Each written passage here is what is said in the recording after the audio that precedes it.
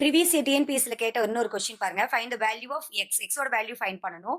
So 2 power 5x divided by 2 power x is equal 2 power 20 அப்படின்னு கொடுத்துருக்காங்க. So எக்ஸ்போனன்ட்ஸ்ல இருக்கு.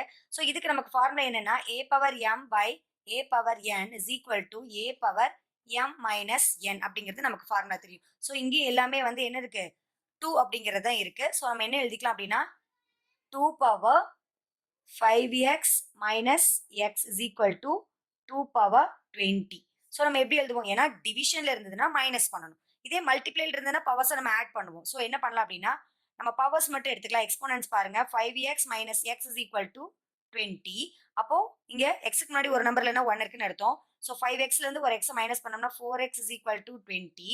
So x is equal to மல்டிப்ளைல இருக்க 4 இந்த side வந்துச்சுன்னா division. So x is equal to 1 4 4 5 4 20. So x ஓட value 5. இதான்